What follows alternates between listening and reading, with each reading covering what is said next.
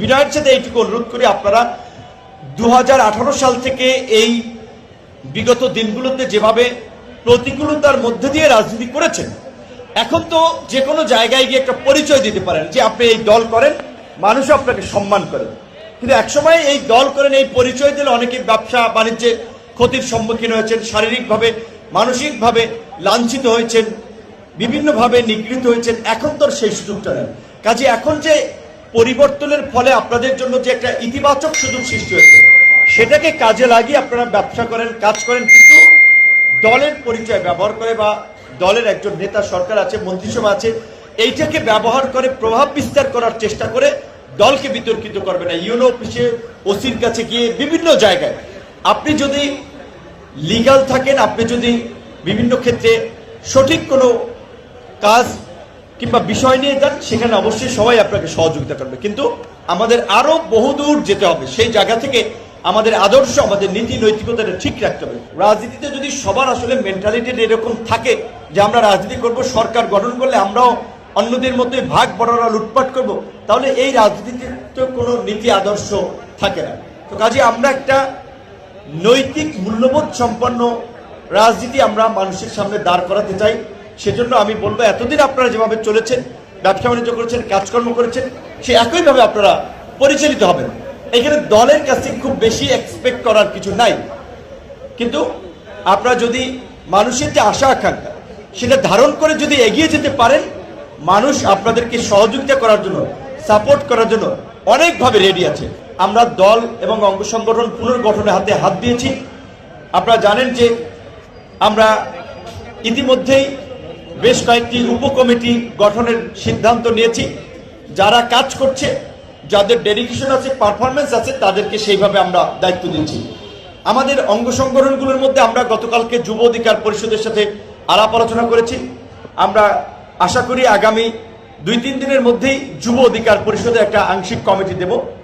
অনেকেই যেটা মনে করতে পারেন বা বলতে পারেন, আমরা একটা গণতান্ত্রিক চর্চার মধ্যে দিয়ে আমাদের রাজনীতি এবং কমিটিগুলো শুরু করেছিলাম।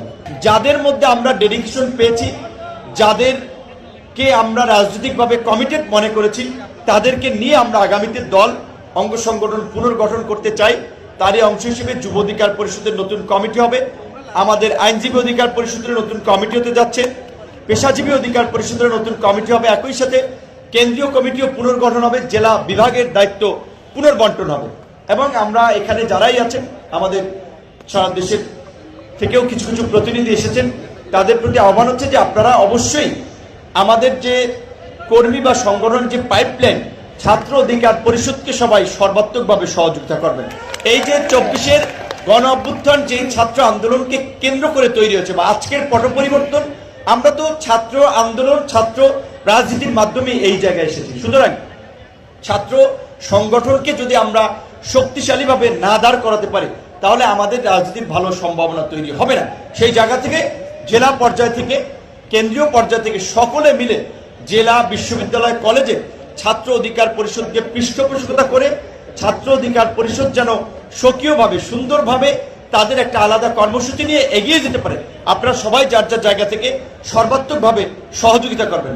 সর্বশেষ এই কথাটি বলবো, এখন এই দলে খুব বেশি পাওয়ার কিছু নাই। কাজে আপনারা সুবিধাবাদী চিন্তা করবেন, আদর্শিক চিন্তা করেন, ইনশাল্লাহ আপনারা সফল হবেন। আমরাই বাংলাদেশে একটা সফলতার নজির রেখেছি। ছাত্র আন্দোলন থেকে একটা কঠিন সময়ে, প্রতিকূল সময়ে আমরা ধারাবাহিকভাবে লড়াই সংগ্রাম করে আমরা লেগেছিলাম।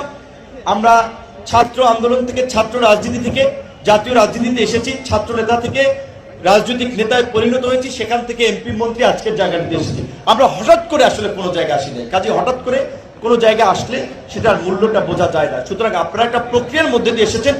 আপনাদের আশা করি আপনারা রাজনীতিটা বুঝবেন, আপনাদেরকে মানুষও বুঝবে। কিন্তু মানুষের কাছে আপনাদেরকে যেতে হবে, আপনাদের রাজনীতিটা তুলে ধরতে হবে। সেক্ষেত্রে আগামীতে স্থানীয় নির্বাচন হচ্ছে আপনাদের জন্য আরো একটি উপযুক্ত সময়।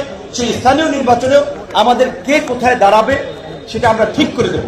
আপনারা কার্যক্রম করেন, পাশাপাশি সাংগঠনিকভাবে নিজেদেরকে কিভাবে শক্তিশালী করা যায়, সুশৃঙ্খলভাবে গড়ে তোলা যায়, সেই চেষ্টার পাশাপাশি স্থানীয় নির্বাচনের জন্য আপনারা প্রস্তুতি নেবেন।